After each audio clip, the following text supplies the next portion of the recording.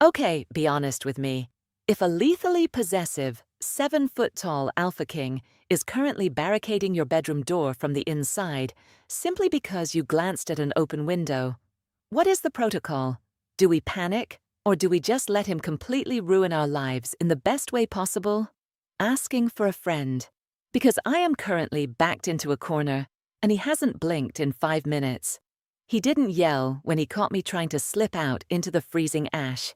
He just scooped me up, dropped me onto his massive bed, and planted his giant frame against the heavy oak door. "You can leave when you stop shaking, Alara," he rumbled, his voice a dark, chest-vibrating purr as his molten gold eyes tracked my every frantic breath. "But we both know the only thing keeping you warm right now is the thought of my hands on you." I want to fight him. I want to scream that my broken edges don't belong to anyone. But as the silence stretches and the heat radiating off his massive body fills the room, I'm terrified to find out what happens when I finally surrender. Welcome to Storm's Werewolf Romance Library. Take a deep breath, lower the lights, and let the outside world fade away. You are exactly where you need to be. Today, we are diving deep into a beautifully dark, emotionally devastating slow burn. A story of a shattered girl and the terrifying patient alpha who refuses to let her fall. Settle in, let the storm roll over you, and let's begin. Chapter 1. The Freezing Ash. The snow was supposed to be numbing, but it only sharpened the agony radiating across my back. I lay curled on the frozen earth of the pack square, the coppery scent of my own blood mingling with the sharp pine of the winter storm. Above me, the murmurs of my former pack were a dull, relentless hum of judgment. My father stood a few feet away, the heavy leather of his whip dripping onto the pristine white ground, a steady rhythmic splatter that measured out the remaining seconds of my dignity. He had called me a mateless disappointment, a fragile stain on our ancient bloodline, before tearing away my rank and casting me out to the elements. I closed my eyes, pressing my cheek against the ice, waiting for the inevitable freeze to claim my shattered body. Death felt like a quiet mercy compared to the suffocating weight of their stares. A final escape from a lifetime of never being enough. Then, the murmuring simply stopped. It wasn't a gradual quieting. It was an instantaneous, unnatural void that sucked the oxygen right out of the courtyard. The wind itself seemed to die in the presence of whatever had just crested the ridge. Even through the haze of my pain, I felt the atmospheric shift, a heavy, crushing pressure that pressed against my eardrums and forced the surrounding wolves to drop to their knees in immediate, instinctual submission. The crunch of heavy boots on packed snow echoed with terrifying deliberate intent. I didn't need to look up to know who had arrived. Alpha King Kalen of the Northern Territories didn't travel. He descended, and with him came a scent so overpowering, crushed cedar, frost, and ozone, that it completely obliterated the metallic tang of my own humiliation. The boots stopped inches from my face. They were immaculate black leather, completely unbothered by the ankle-deep slush and the pooling blood. My father, the man who had towered over me with righteous, violent fury just moments ago, was suddenly stammering, his voice thin and reedy, as he attempted to offer a pathetic greeting to the sovereign. The king did not acknowledge him. He didn't offer a single syllable of greeting or condemnation. The silence he commanded was a physical weapon, absolute and terrifying, rendering every wolf in the square entirely paralyzed. I forced my heavy eyelids open, fighting the instinct to cower, my gaze trailing up the massive, imposing columns of his legs, past the heavy fur-lined combat coat, to the face of a man who looked less like a ruler and more like an apex predator evaluating a wounded prize. His jaw was a hard, unforgiving line of granite, a muscle ticking rhythmically beneath his dark stubble. His gaze, a molten, terrifying amber, finally locked onto mine. There was no pity in that stare. A pity would have been manageable. Pity was an emotion I knew how to deflect. Instead, what radiated from his absolute stillness was a violent, restrained possession that made the tiny hairs on my arms stand up, despite the freezing temperature. Without a word, he dropped to one knee, completely ignoring the freezing mud soaking into his dark trousers. The sheer proximity of his massive frame acted like a furnace, radiating a heat so intense it actually made my frostbitten skin ache with the sudden contrast.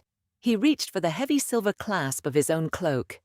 "You are bleeding on my land," he stated, his voice a low gravel-strewn vibration that bypassed my ears and settled deep in my chest. He didn't wait for my response, nor did he ask for permission as he draped the immense heavy fur over my trembling shoulders. The weight of it was staggering, instantly trapping his intoxicating scent against my face.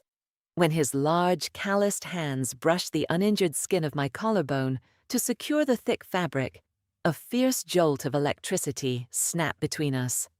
The contact was agonizingly gentle, entirely at odds with the lethal energy rolling off his body in waves. My muscles locked tight, my nervous system bracing for the inevitable violence that men of absolute power always delivered. I expected to be dragged, to be roughly handled as a prisoner of territory, but he simply gathered me into his arms, lifting me from the bloody ice as effortlessly as if I were made of smoke. Panic, sharp and metallic, clawed at the back of my throat as he stood tall, turning his broad back on my father and the kneeling pack.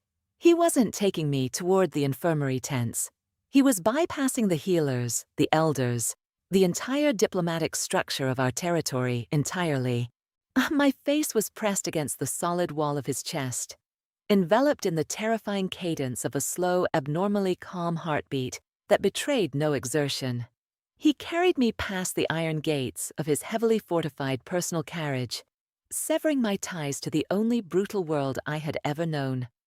As the heavy doors sealed us into the dark, suffocating warmth of the interior, the terrifying reality of my new existence finally set in. I hadn't been saved from a tyrant. I had simply been collected by a much more dangerous one. And as the carriage lurched forward into the freezing night, his unwavering, silent stare told me that whatever cage he was taking me to, I would never be permitted to leave it. Chapter 2. The Predator's Patience. The sheets were impossibly soft, woven silk and heavy fur that felt like a phantom mockery against my bruised, bandaged skin. I bolted upright, ignoring the searing pull of the stitches lacing my back, on my pulse hammering a frantic, erratic rhythm against my ribs. My eyes darted around the cavernous room, cataloging the exits with the desperation of a cornered animal. Dark mahogany paneled the walls, illuminated only by the roaring hearth that cast long flickering shadows across the thick, sound-dampening rugs. The door was heavy, reinforced iron and oak, and the windows were locked tight against the howling northern blizzard. I was entirely caged. But what paralyzed my vocal cords wasn't the realization of my captivity.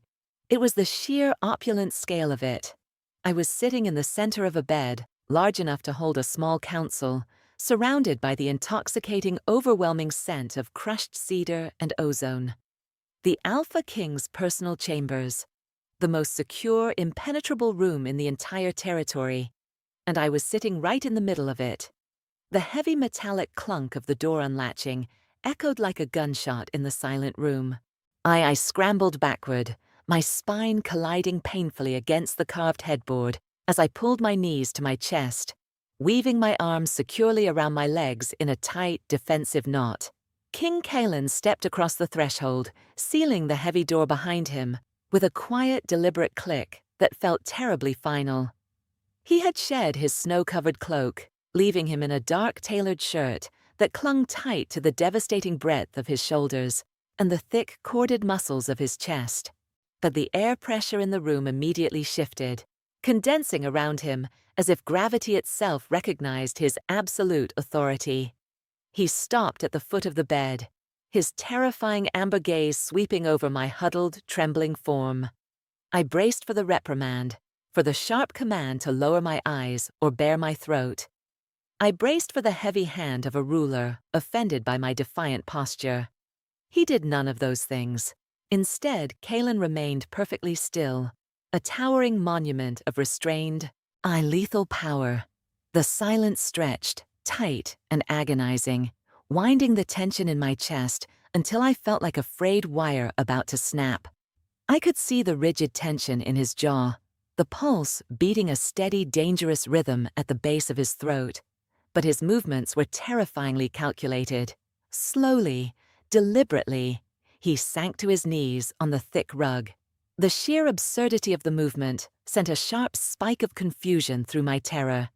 He was folding his massive frame, then reducing his height until his eyes were level with mine, surrendering the physical high ground to a broken, mateless outcast. "You are scanning the room for weapons, Alara."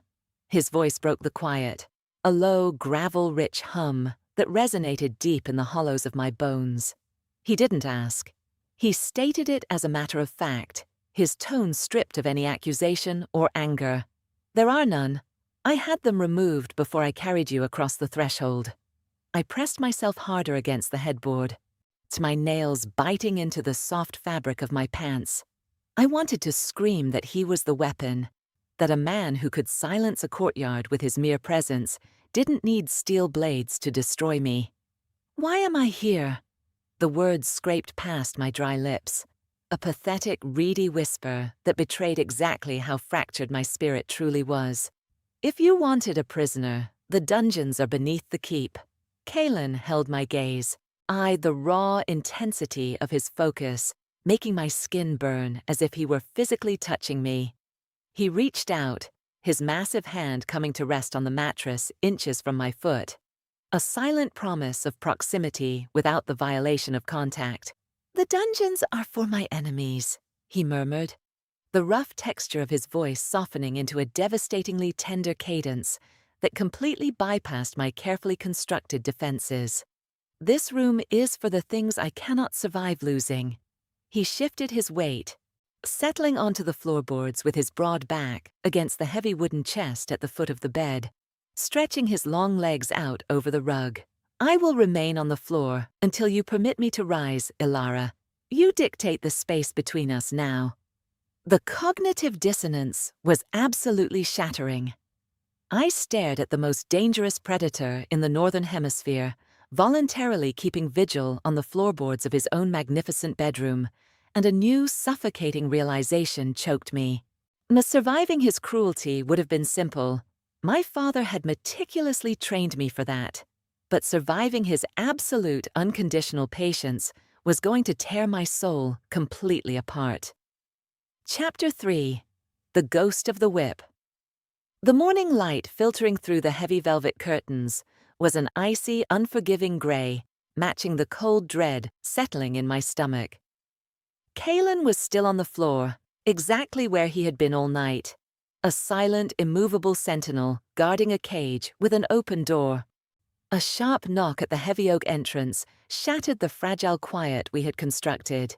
Before Kalen could rise, the heavy latch clicked, admitting an older female carrying a wooden tray of ceramic pots and linen bandages.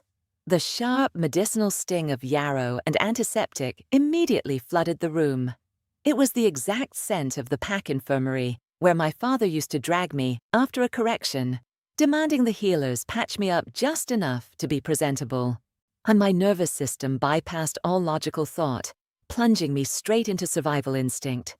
The walls of the massive chamber felt like they were shrinking, pressing the oxygen out of my lungs. I scrambled backwards until my spine hit the carved headboard, my hands frantically gripping the thick silk sheets, pulling them up like a pathetic shield against the approaching stranger. The phantom crack of leather echoed in my ears, back and my vision blurred at the edges as the healer took another step forward. "Leave!" The command didn't boom through the room. It cut through the air with lethal, icy precision. Kalen was suddenly on his feet, his massive frame positioned firmly between the terrified healer and the bed. He didn't raise his voice, nor did he make a physically threatening gesture, but the atmospheric pressure in the room plummeted. The older female froze, her eyes wide as she took in the rigid, a violent set of her king's shoulders. She deposited the tray on a nearby table with shaking hands and backed out of the room, fleeing as if pursued by a demon. The heavy door clicked shut, leaving us in suffocating silence once more. The sharp scent of panic, my panic, was practically a physical entity in the space between us. Kalen remained facing the door for a long, agonizing moment, his broad chest rising and falling in slow, measured increments. I realized with a jolt of sheer terror that he was fighting his own biology. His predatory instincts were screaming at him to destroy whatever had caused my distress, even if it was just a memory. When he finally turned to face me, the golden ring in his irises was bleeding into a dangerous, chaotic black. He didn't approach immediately.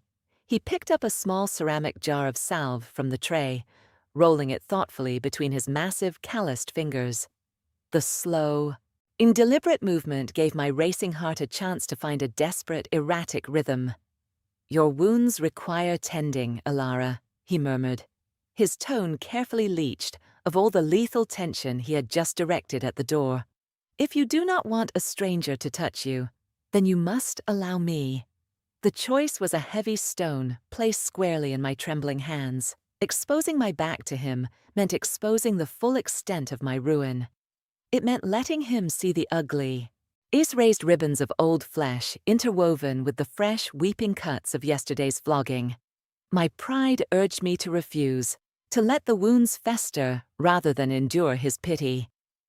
But the agonizing, pulling pain across my shoulder blades forced a tiny, jerky nod from my chin.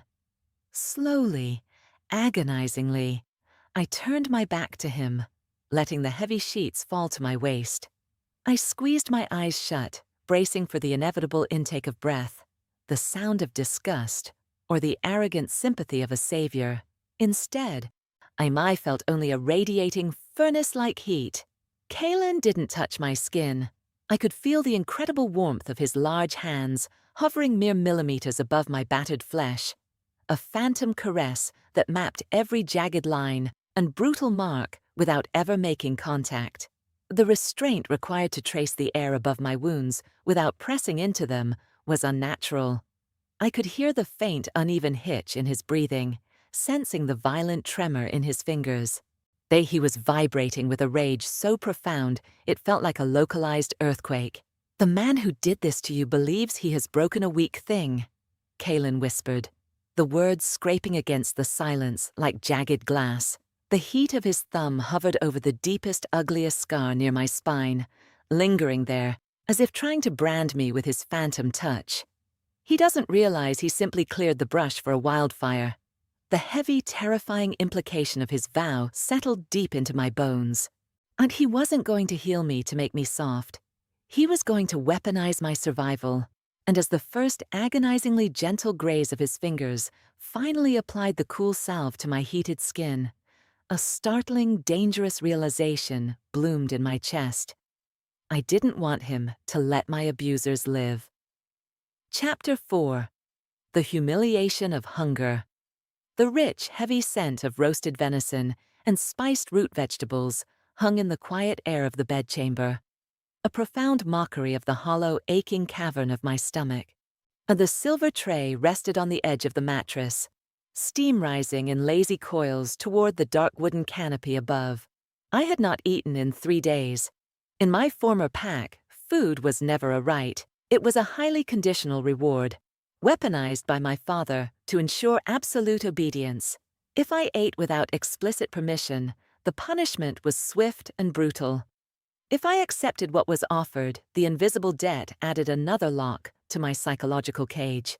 So I remained pressed against the headboard, on my hands tightly fisted in the heavy silk sheets, fighting the violent animalistic urge to crawl forward and devour the meal.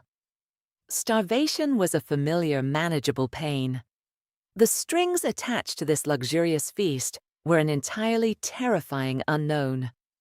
Kalen sat perfectly still in a heavy leather armchair near the hearth, his imposing frame casting a long, intimidating shadow across the rug.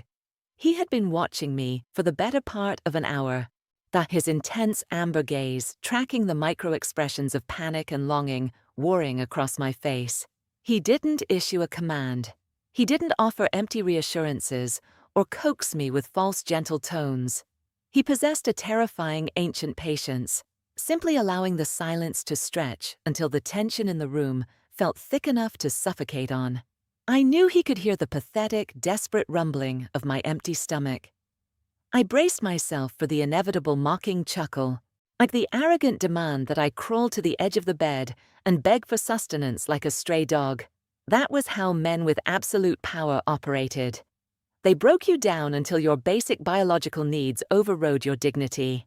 The heavy scrape of the chair legs against the floorboards sent a violent jolt through my nervous system. Kalen rose with a fluid, silent grace that defied his massive bulk. Crossing the room in 3 long strides, he stopped at the edge of the bed. The sheer ambient heat radiating from his body, washing over my chilled skin. Instead of pushing the tray closer to me, he reached down and picked up a piece of the roasted meat with his bare fingers.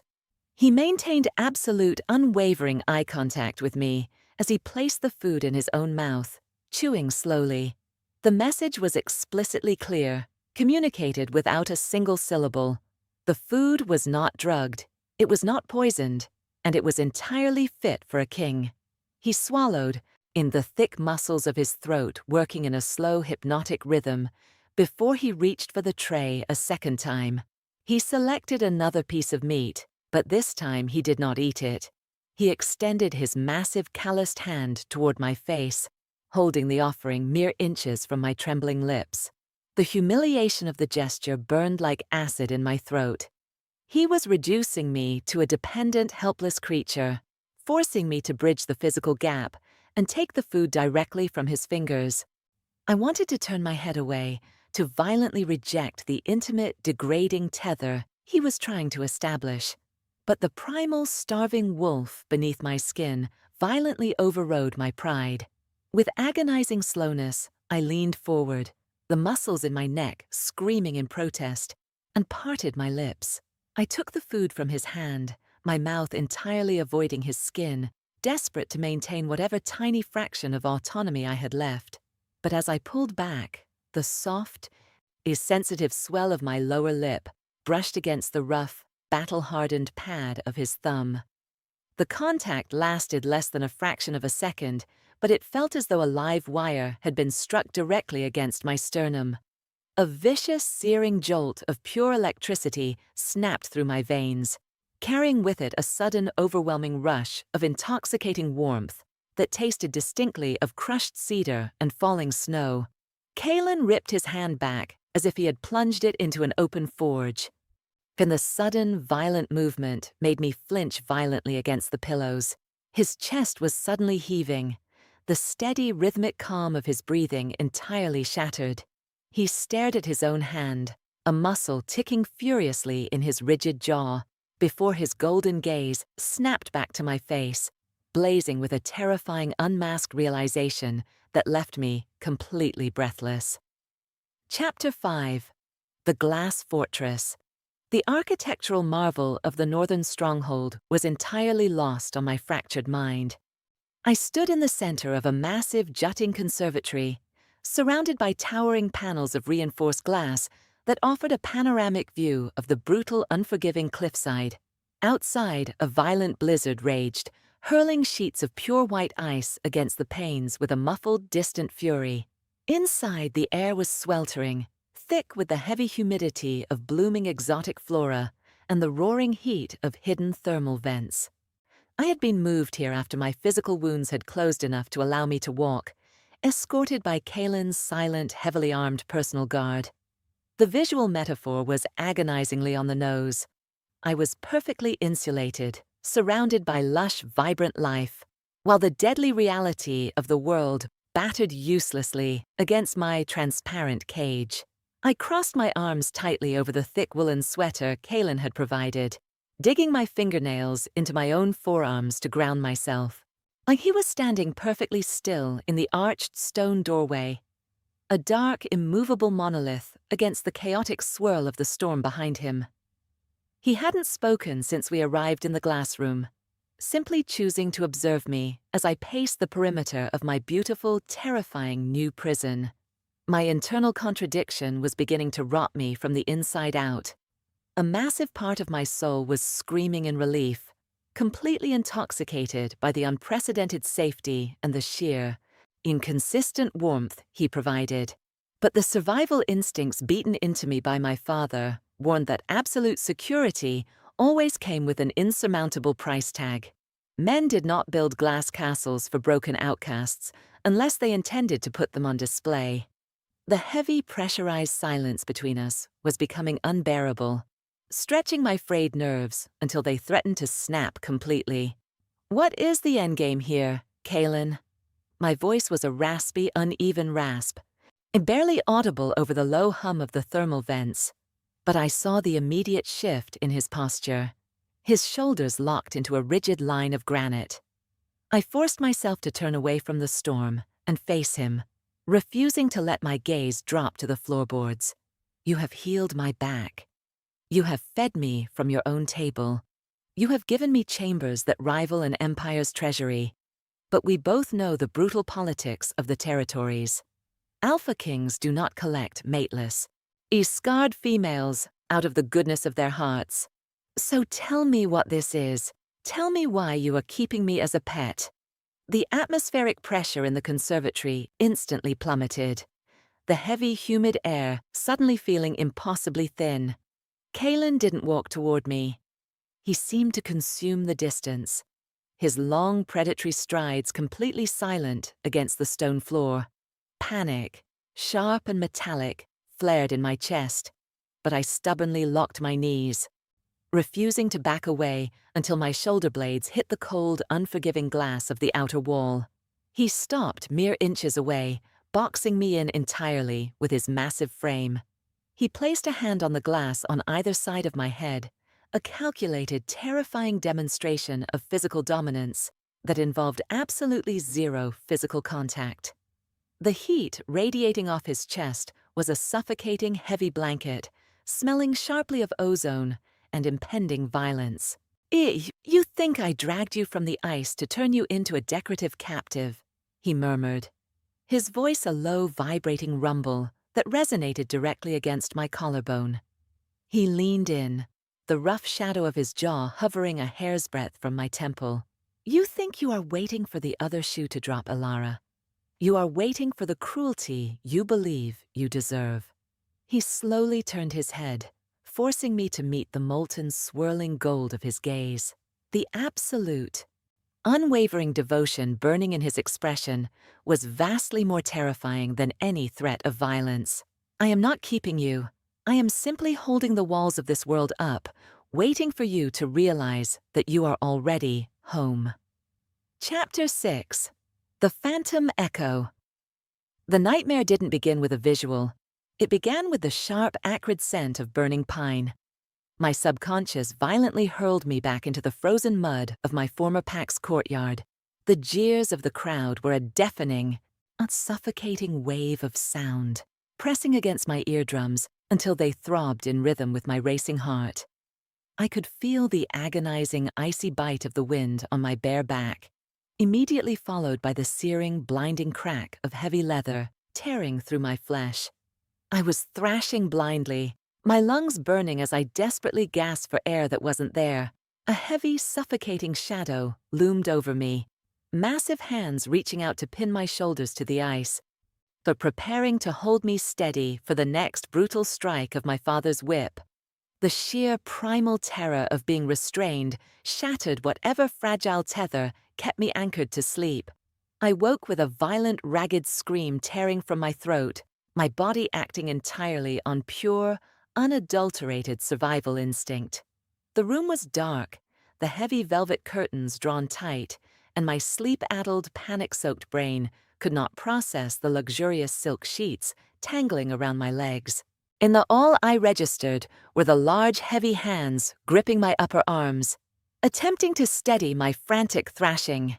In my blind, terrified delirium, I believed my father had finally dragged me back to the punishment post.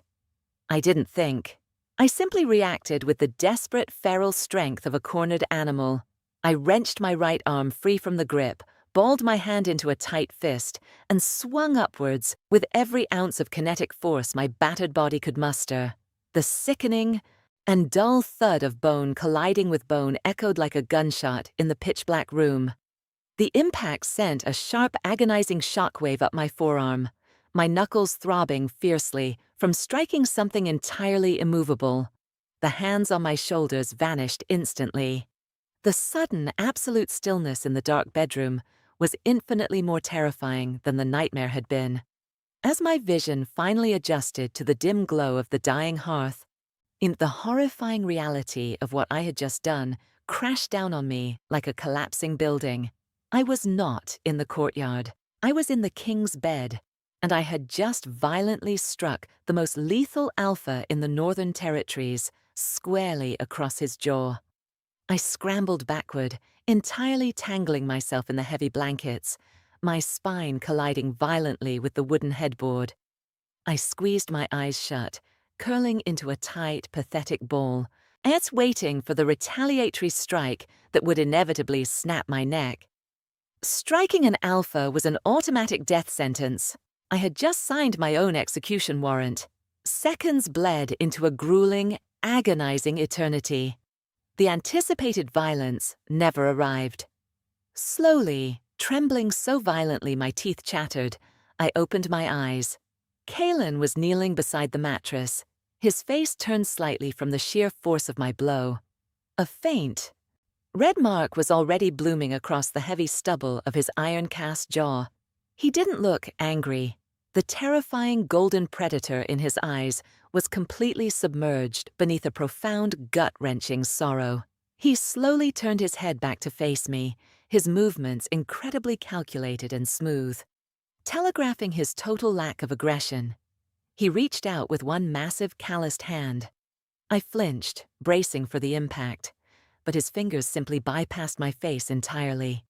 He took my trembling, aching fist, unfurled my fingers with agonizing gentleness, and pressed my palm flat against the center of his chest. "Hit me again," he rasped, his voice thick with a raw, bleeding emotion that completely dismantled my remaining defenses. The steady, powerful, rhythmic thud of his heart beat reassuringly against my palm, a grounding physical anchor in the swirling chaos of my panic. He leaned slightly into my touch, the heat of his skin seeping through his dark shirt. "He hit me as many times as you need to, Alara.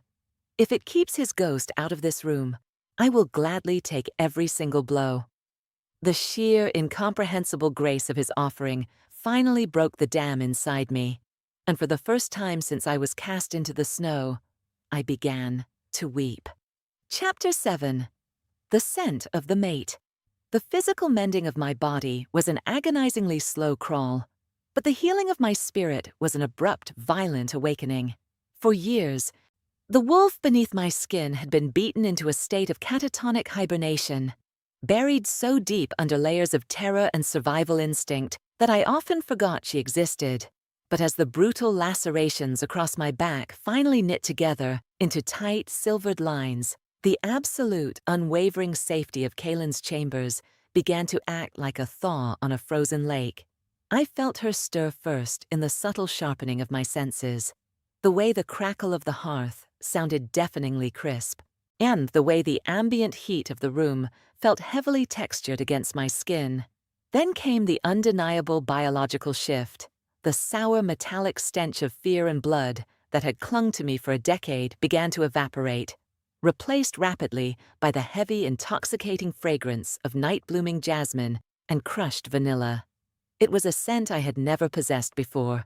It was the undeniable, suffocatingly sweet signature of a female ready to be claimed. Kalen froze the absolute second he crossed the threshold of the bedchamber that evening. The heavy oak door clicked shut behind him, sealing us into a space that suddenly felt impossibly, dangerously small. The atmospheric pressure in the room skyrocketed, the oxygen instantly consumed by the sudden violent clash of our biologies. I watched the rigid tension snap across his massive shoulders, his knuckles turning a stark, bloodless white where he gripped the iron handle of the door. And he wasn't just smelling the shift. He was physically absorbing the shockwave of my awakening mate bond.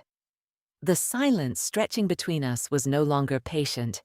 It was a physical, vibrating entity, thick with a desperate, starved gravity that pulled at the very marrow in my bones. Every instinct I possessed, every primal, dormant urge that my father had tried to whip out of me, screamed at me to cross the expanse of the thick rug and bridge the agonizing distance. And my feet moved before my conscious mind could formulate a command. The magnetic pull was completely intoxicating, blurring the edges of my vision as I closed the gap between us. Kalen remained entirely paralyzed, a monolithic statue of iron control, but the violent pulse, hammering at the base of his throat, betrayed the feral battle raging beneath his skin. When I was mere inches away, the sheer radiating furnace of his body overwhelmed my senses entirely. Driven by a dizzying cocktail of newly awakened biology and deeply ingrained trauma compliance, I tilted my head to the side, exposing the fragile, erratic pulse point of my throat in the ultimate, universally recognized gesture of total submission. I was offering myself to the predator, begging the tension to simply snap and consume me, so I wouldn't have to carry the weight of this terrifying anticipation any longer. The rejection was so sudden and violent, it physically knocked the wind out of my lungs. Kalen recoiled, as if I had pressed a white-hot branding iron to his chest. He staggered backward, his boots scraping harshly against the floorboards, putting 5 feet of sudden freezing distance between us. The golden ring in his irises was completely swallowed by a chaotic, terrified black. The sudden absence of his heat left me reeling, my exposed throat suddenly aching with the cold sting of the ambient air. He stared at me with an expression of pure, unadulterated agony, his massive chest heaving with the Herculean effort of restraining the beast that desperately wanted to take what I had just offered. I had given him the ultimate surrender, and the King of the North had violently refused it, leaving me stranded in a humiliating, devastating void of unresolved longing. I will not take the frantic offering of a cornered animal, he rasped, the words tearing from his throat like rusted metal. He pressed the heels of his hands forcefully against his temples, fighting a visible somatic war against his own nature. He refused to look at my bare neck, fixing his gaze squarely on the floorboards between us. You are high on the sudden rush of your wolf's return, Alara, and you are terrified of the silence. You are offering me your throat because it is the only way you know how to survive a room with a man in it. The brutal surgical accuracy of his assessment sliced cleanly through my haze, leaving me entirely stripped of my illusions. He dropped his hands, his eyes finally meeting mine with a devastating, sorrowful clarity. When you come to me, it will not be because your biology demands it, or because your trauma dictates it. You will stand tall, and you will choose me with a clear, unbroken mind. Until then, I will burn alive in this room before I touch you. Chapter 8. The Velvet Vise. The sting of his rejection festered in the quiet isolation of the following day, twisting my fragile, newly formed confidence into a toxic, familiar shame. My father's cruel voice echoed relentlessly in the cavernous space of my own skull, reminding me that I was a broken, useless thing, too damaged to even successfully surrender to a mate. If Kalen didn't want my submission, then what purpose did I serve? The terrifying ambiguity of his patience felt vastly more dangerous than a raised hand. I needed the rules of engagement to be clearly defined, and the only language I spoke fluently was the language of power imbalances and degradation. If he wouldn't take the biological offering of a mate, I would force him to take the spoils of a conqueror. I deliberately shed the heavy, comforting woolen sweater he had provided, changing into a thin, worn linen chemise that offered absolutely zero protection against the cool draft of the stone corridors. I waited for him to return from his council meetings, my nerves strung tighter than a drawn bowstring, meticulously planning my own emotional sabotage. When the heavy iron latch finally turned, I was seated on the edge of the velvet chaise near the hearth, my posture intentionally mirroring the defeated sunken shape of a prisoner awaiting sentence. Kalen stepped into the firelight, in the heavy mantle of his kingship hanging visibly on his exhausted shoulders. He took one look at my meager clothing, the rigid set of my jaw, and the defiant brittle shield I had erected over my eyes. He went perfectly, terrifyingly still. I didn't give him the chance to manage the environment. I stood up, forcing my trembling legs to carry me across the room, stopping just shy of his personal space. I looked up at the towering, lethal sovereign of the territories and delivered the script my abusers had written for me. "I don't know what game you are playing, but I am tired," I said, my voice dripping with a forced hollow apathy. "I am just a scarred, broken thing you pulled from the mud. Stop pretending this is a courtship. Take what you want from me and be done with it, so I can at least know the exact dimensions of my cage." The atmospheric shift was instantaneous and violently terrifying. As the ambient heat in the room vanished, replaced by a localized freezing pressure that made my ears pop. Kalen did not yell. He did not strike me. He simply moved with a speed that defied the laws of physics. Before my brain could even register the blur of motion, I was stepping rapidly backward, entirely driven by the sheer imposing force of his advance. I stumbled until my spine collided hard against the heavy oak paneling of the wardrobe. I braced for the crushing weight of his body against mine, squeezing my eyes shut as the inevitable consequence of my provocation arrived. But the crushing weight never came. Instead, a violent, deafening crack echoed right beside my ear as his massive palm slammed flat against the solid oak wood. I snapped my eyes open to find him boxing me in completely, his hands planted firmly on the woodwork on either side of my head. He wasn't touching a single centimeter of my skin, yet I had never been more thoroughly, absolutely pinned in my entire life. The sheer proximity of his chest, the radiating, suffocating heat of his fury, and the smell of ozone and crushed ice completely enveloped me.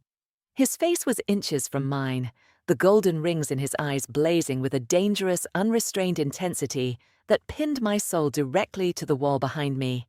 The muscle in his jaw ticked with a frantic, erratic rhythm, betraying the agonizing willpower it took to keep his hands flat against the wood instead of wrapping around me. I had wanted him to lose control, to conquer me so I didn't have to carry the burden of agency, but I had fundamentally misunderstood the nature of the monster I was baiting.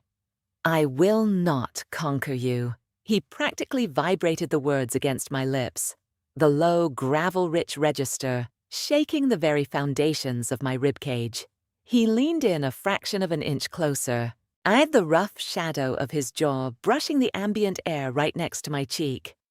The restraint was so physically taxing that a faint sheen of sweat gathered at his temples. "I will not validate the poison that bastard poured into your mind. You want me to treat you like a possession because it is easier to be a victim than it is to be a partner." He slowly tilted his head, forcing me to hold his blazing, unwavering stare. At the sheer psychological dominance of his gaze stripped away every toxic defense mechanism I had left. "You are not a broken thing to be used, Alara. You are a queen in waiting. And you are going to stay in this room until you are brave enough to look me in the eye and ask for me as an equal.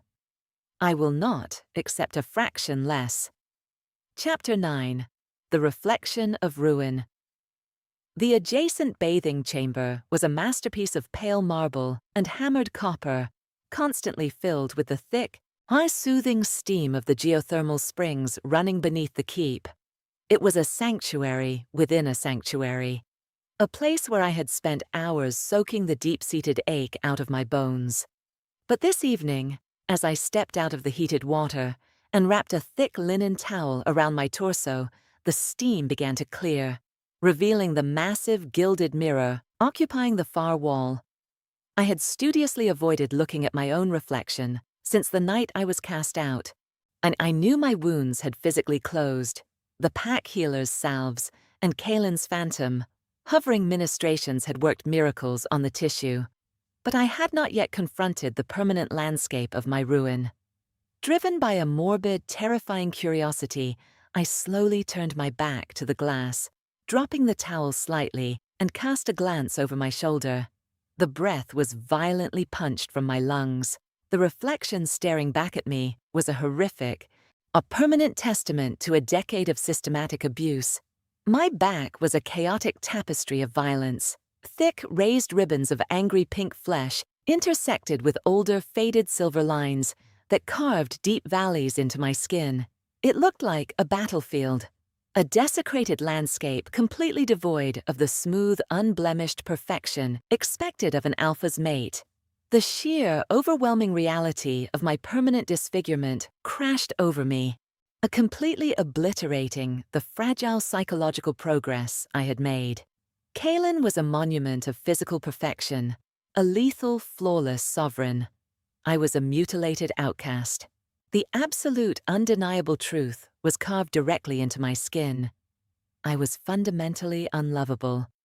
My knees buckled beneath the crushing weight of my own shame, and I collapsed onto the cold marble floor, pulling my knees to my chest as silent, racking sobs tore relentlessly through my throat. I didn't hear the heavy wooden door open. The first indication I had that I was no longer alone was the sudden, immense blanket of warmth settling over the damp chill of the bathroom tiles. Kaelin didn't announce his presence with a command or a question. He simply dropped to his knees on the hard marble directly behind me. I frantically tried to scramble away, desperately attempting to pull the discarded towel over my mutilated shoulders to hide my ugliness from his golden stare. And I was a sobbing, pathetic mess, completely stripped of my armor, entirely exposed in my deepest vulnerability. But his massive hands gently caught my wrists, stopping my frantic movements with an effortless, terrifyingly tender strength. He didn't pull me to my feet, and he didn't offer empty platonic reassurances about inner beauty. He understood, with terrifying emotional intelligence, that words would never be able to bridge the chasm of my self-hatred. He released my wrists and placed his broad, incredibly warm palms flat against the marble on either side of my hips, effectively anchoring me to the spot.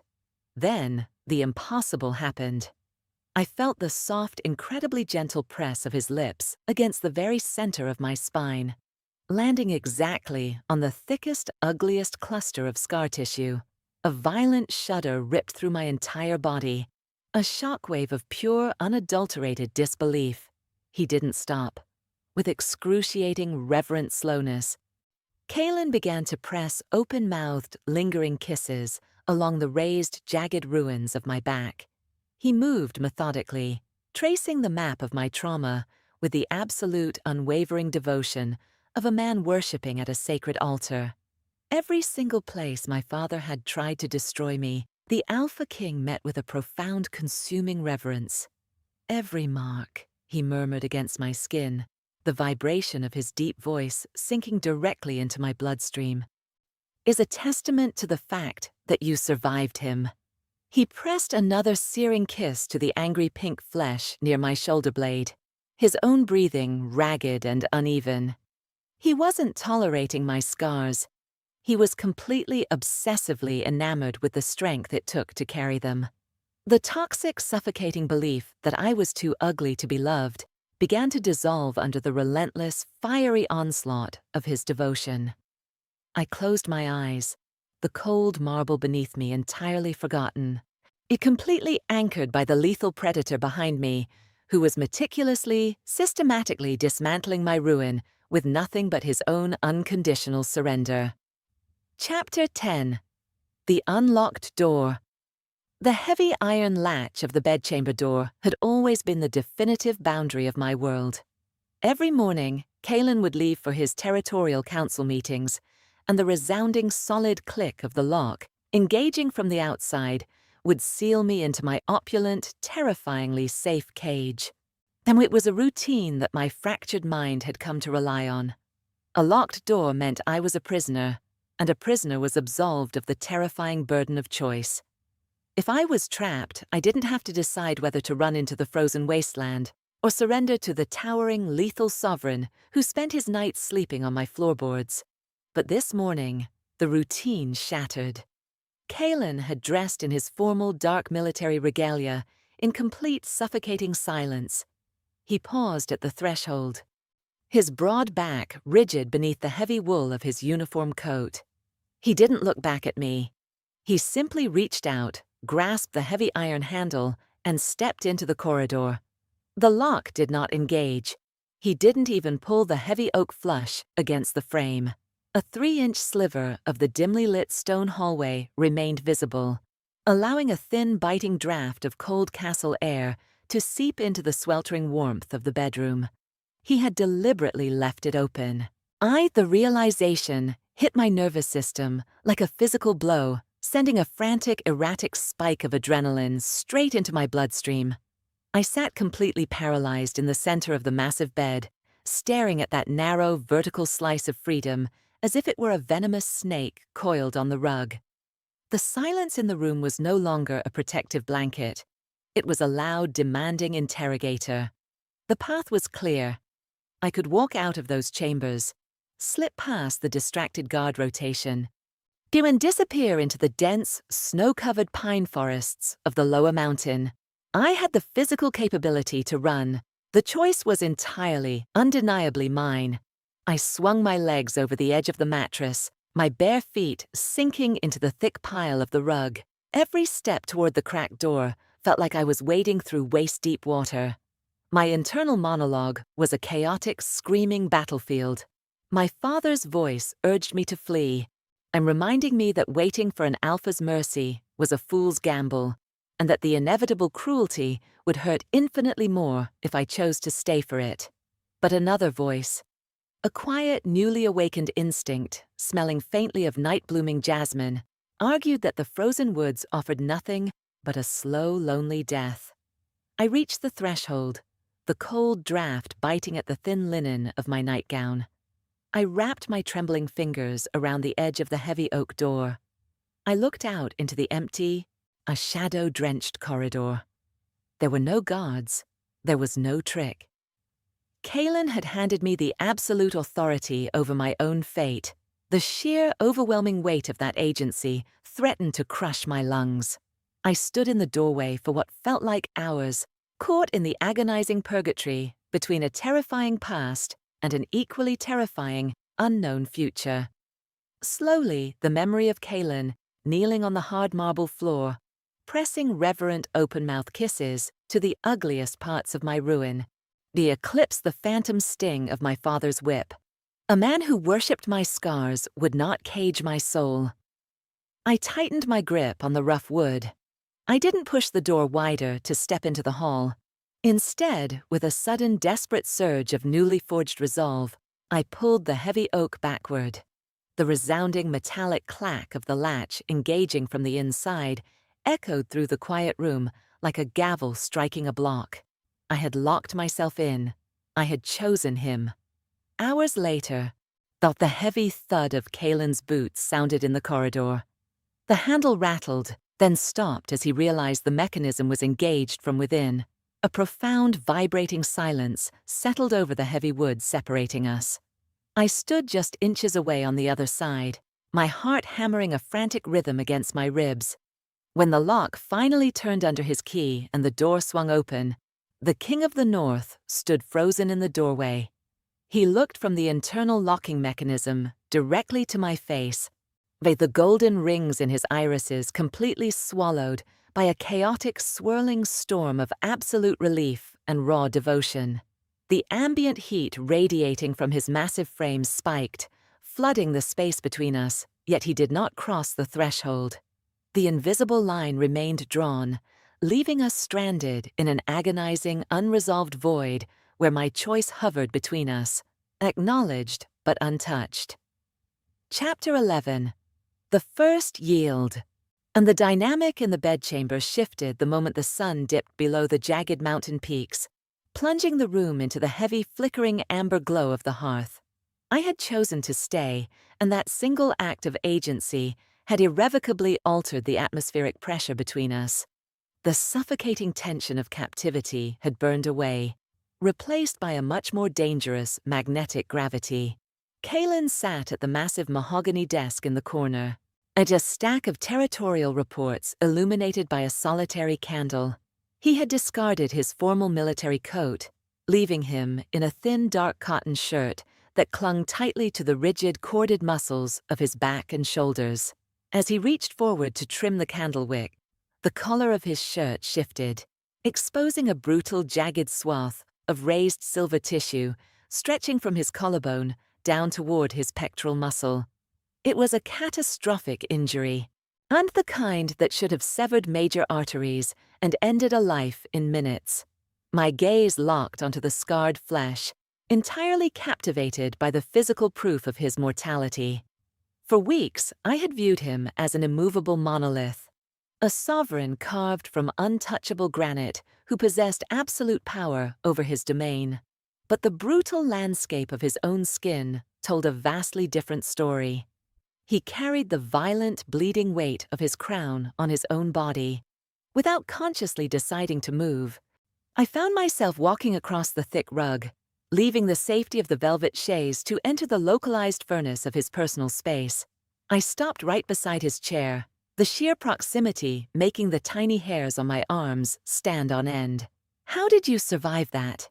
The question slipped past my lips before I could censor the intrusion. My voice was a soft, hesitant rasp in the quiet room, but it had the effect of a deafening thunderclap. Kalen went absolutely, terrifyingly still. The quill in his hand snapped clean in half under the sudden, violent contraction of his fingers.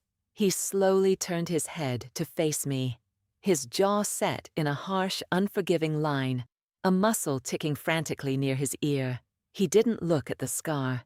He looked directly into the center of my pupils, his amber gaze burning with a desperate, naked vulnerability that was entirely at odds with his lethal reputation.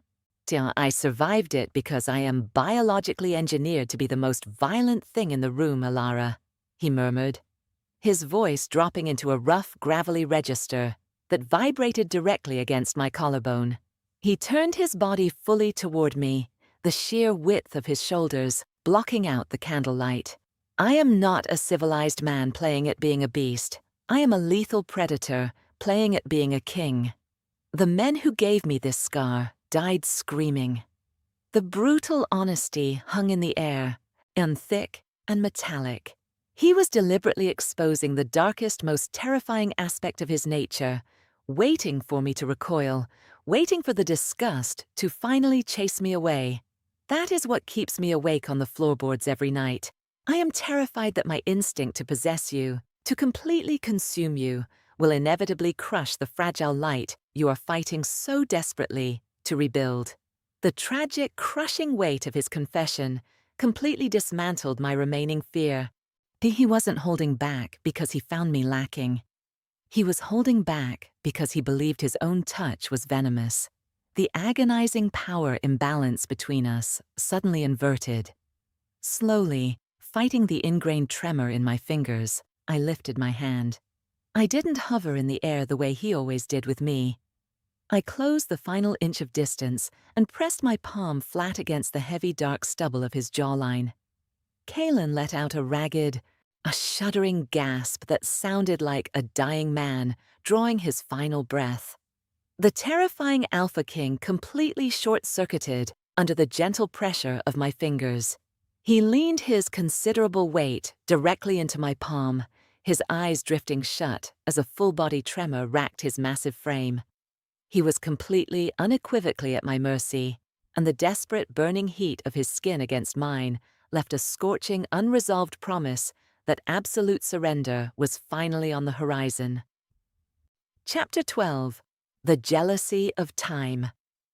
The fragile, intimate peace we had forged shattered the following afternoon with a rapid, frantic knocking at the heavy oak doors. Kalen had been reading near the fire, the atmospheric tension in the room thick with a slow-burning, intoxicating domesticity that felt entirely alien to my nervous system. At the sound of the urgent summons, his posture immediately morphed from relaxed sovereign to lethal vanguard.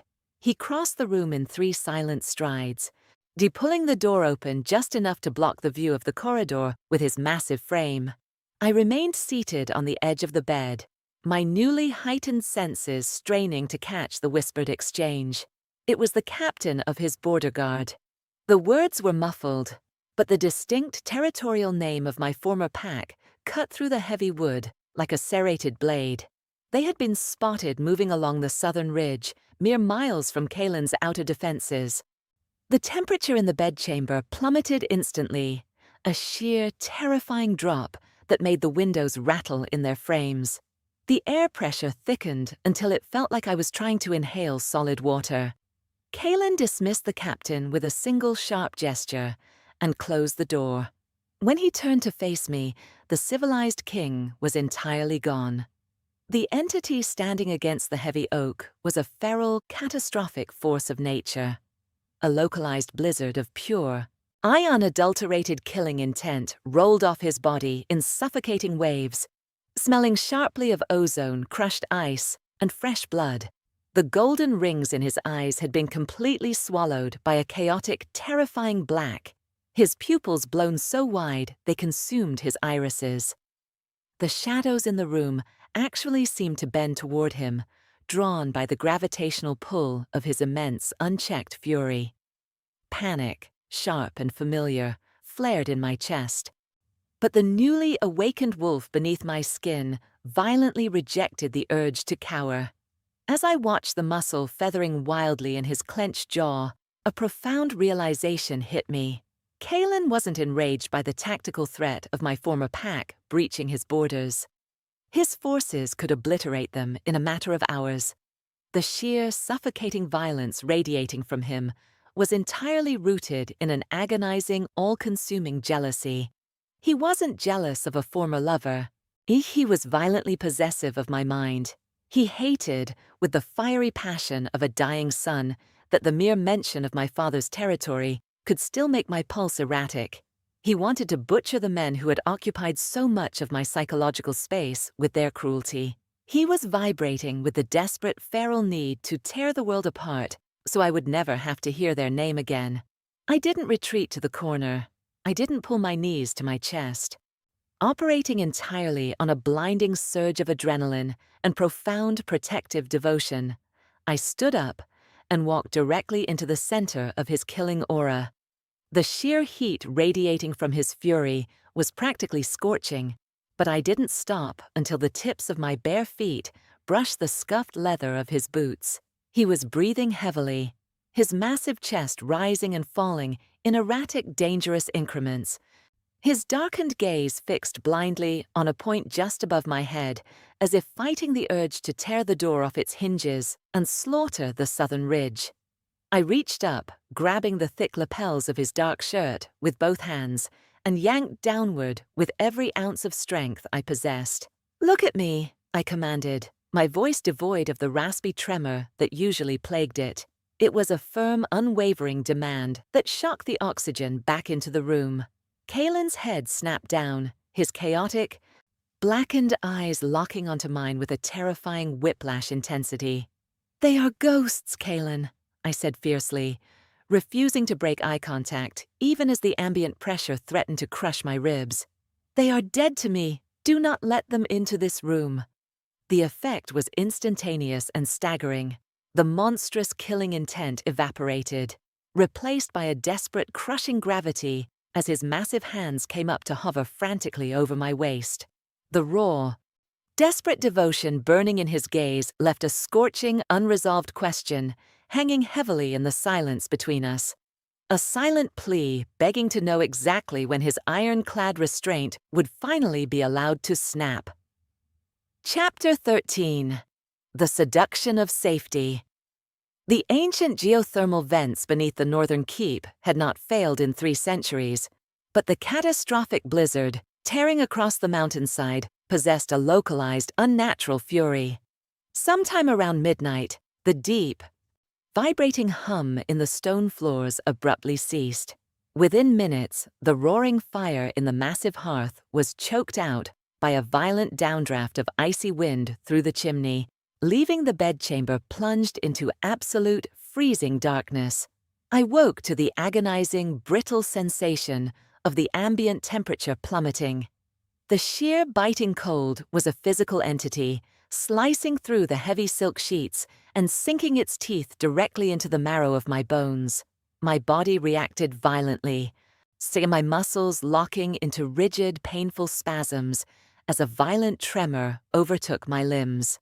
The cold was my oldest, most terrifying enemy, the very thing my father had weaponized to execute me. Kalen was across the room before my mind could even process the failure of the heating systems. The heavy, frantic thud of his boots on the freezing floorboards was accompanied by a sharp, violent curse that rattled the frosted window panes. He didn't bother attempting to relight the hearth. The downdraft would simply extinguish it again. The atmospheric pressure in the room condensed entirely around the bed as he stripped away his heavy outer layers.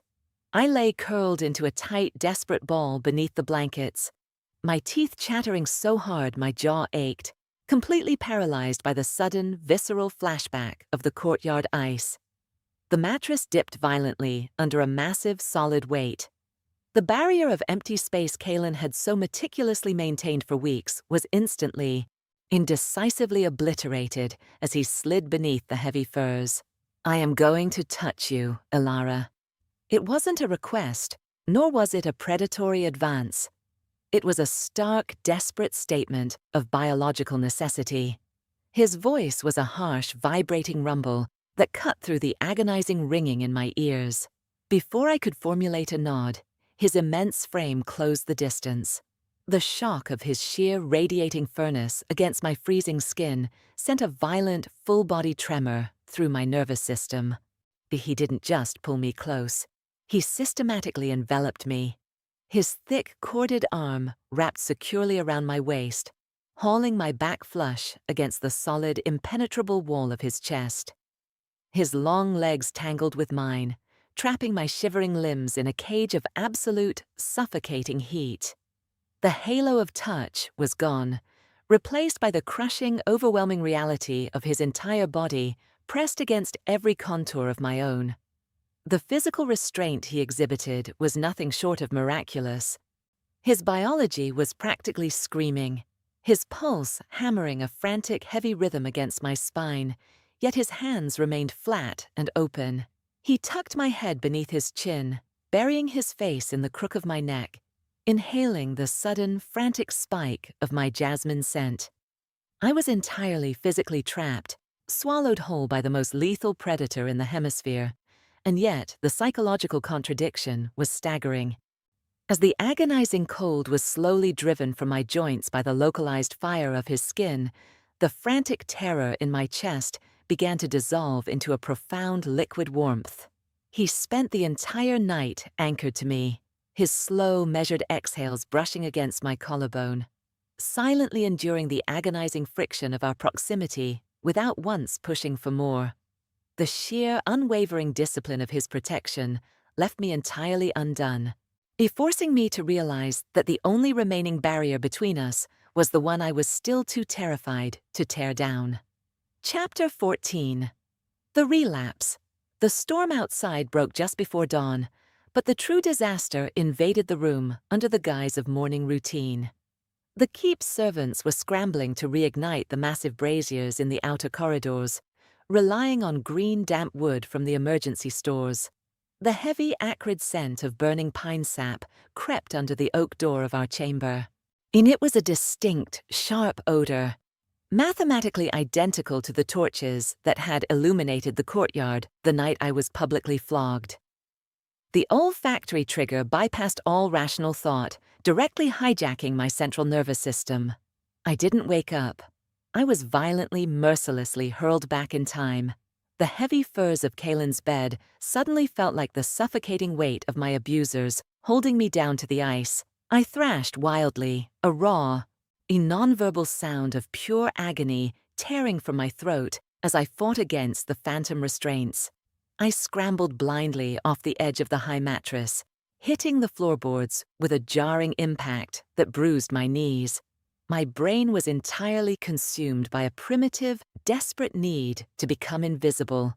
I crawled frantically into the narrow, dust-laden space beneath the massive mahogany bed frame, pressing my spine against the cold stone wall at the very back.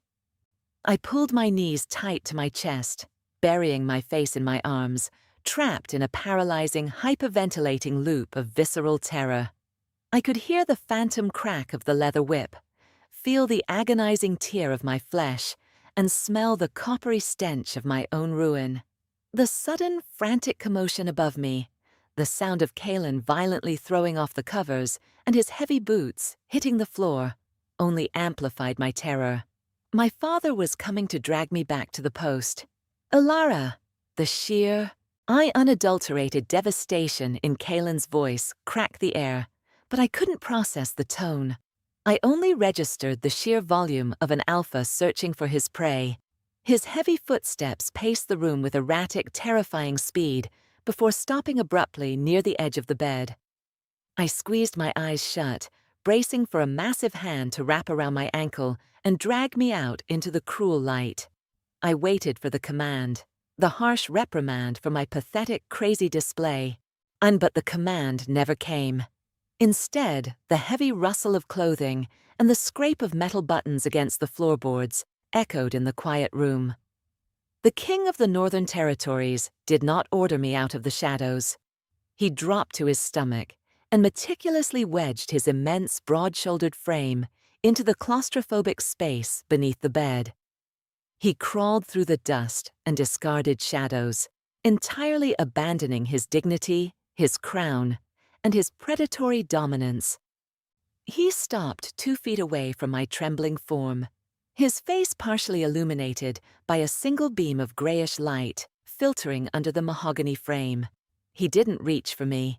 He simply lay his head on his crossed arms, resting his cheek against the cold floorboards. The golden rings in his irises were wide and entirely shattered by a profound weeping empathy. He lay in the dirt with me, anchoring his massive presence in my darkest, most pathetic regression. I waiting in the suffocating silence until the phantom ghosts finally realized they had no power here, leaving me stranded in the overwhelming, devastating realization that his devotion possessed absolutely no bottom. Chapter 15. The Awakening. The psychological extraction took hours. By the time the scent of pine faded and my erratic pulse finally settled into a recognizable rhythm, the afternoon light was casting long, heavy shadows across the bedchamber. Kalen had reversed his movements with excruciating slowness, backing out from under the bed, only when I finally uncurled my limbs and gave him a hesitant, exhausting nod. Now he sat at his heavy wooden desk, his broad shoulders slumped in an attitude of absolute, crushing defeat. He was staring blindly at a piece of parchment, his hands resting limply on the armrests. He believed he had failed. He believed his overwhelming presence had finally shattered the fragile architecture of my healing mind. The agonizing silence stretching across the room wasn't born of patience. It was born of a king mourning the loss of a battle he didn't know how to fight. I stood near the hearth, the last remnants of the trembling leaving my fingers.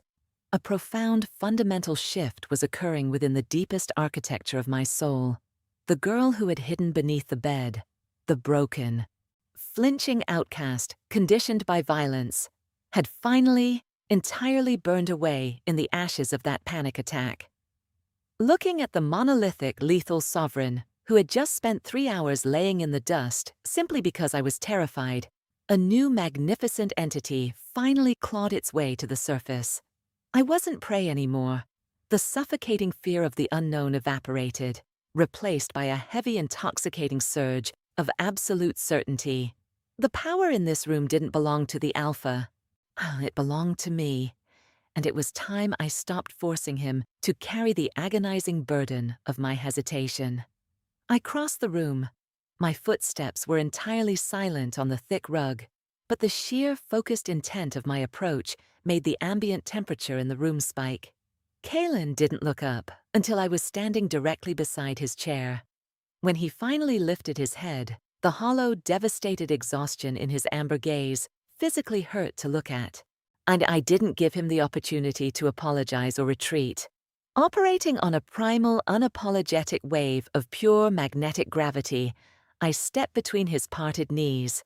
I placed my hands firmly on his broad, rigid shoulders, and in one fluid, uncompromising movement, I swung my leg over his lap and straddled his hips. The reaction was instantaneous and violently electric. Kalen let out a raw, fractured sound that was entirely devoid of human language. His massive body went completely, terrifyingly rigid beneath me, the thick muscles of his thighs locking like iron underneath my legs. His hands flew up, hovering a millimeter above my hips, his fingers splayed wide and trembling with the sheer Herculean effort of not grabbing me. The golden rings in his irises flared with a blinding, desperate intensity, completely short-circuiting under the unprecedented reality of my offensive maneuver. He was paralyzed, a lethal weapon entirely disarmed by the soft, steady weight of my body pressing against his center. I slid my hands from his shoulders up into the thick, dark hair at the nape of his neck, leaning down until our mouths were separated by a single agonizing breath.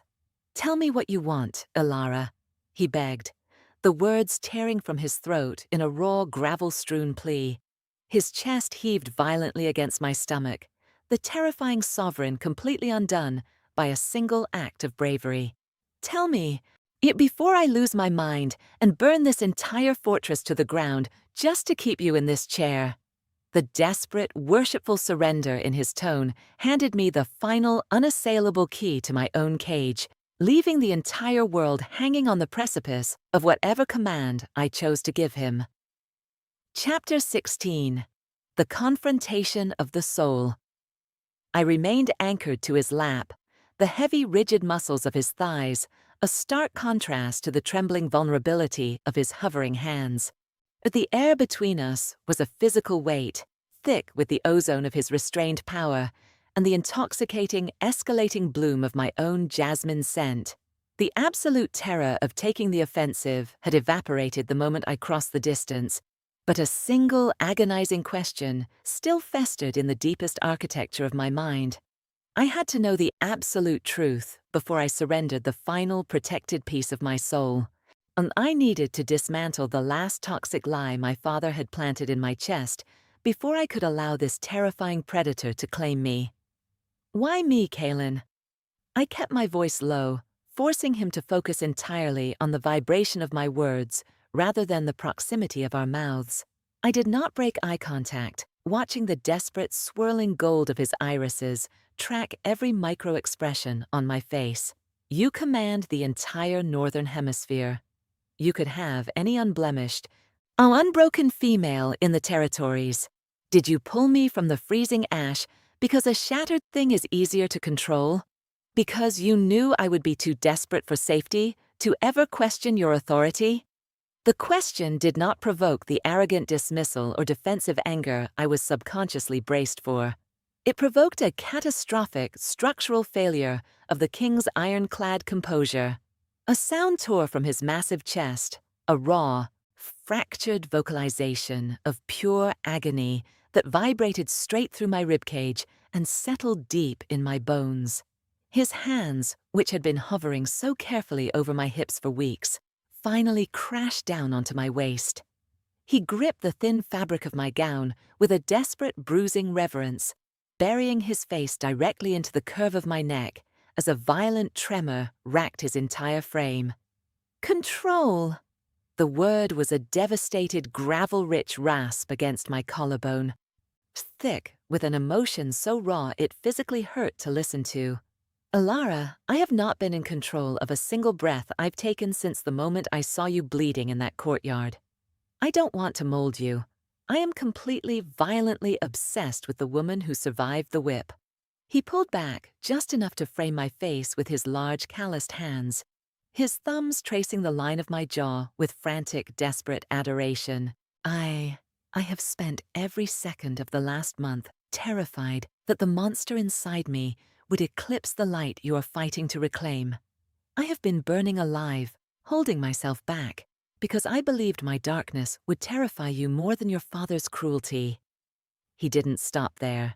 The agonizing power imbalance that had defined our entire dynamic was about to be entirely, permanently inverted. Kalen gripped my waist, lifting my weight effortlessly as he stood from the heavy wooden chair. He took one step backward and set me gently on the edge of the massive mahogany desk. Then the most lethal sovereign in the hemisphere, a man who commanded legions and brought entire territories to their knees with a single glance, dropped completely to the floorboards. He sank to his knees on the thick rug directly in front of me. He did not bow his head in shame. Instead, he tilted his face upward, locking his blazing, devoted gaze with mine, and fully exposed the thick, vulnerable column of his throat to me. The ultimate subversion of power hung heavily in the silent room. He was offering me the absolute authority to destroy him. The King of the North was laying his life, his immense territory, and his fiercely guarded soul at the bare feet of a girl who had been cast away as garbage. The sheer, incomprehensible magnitude of his emotional exposure left me completely breathless. The invisible, pressurized wall between us had shattered entirely, leaving me holding the executioner's blade over a predator who was practically begging me to strike, provided the blow came from my hands. Chapter 17.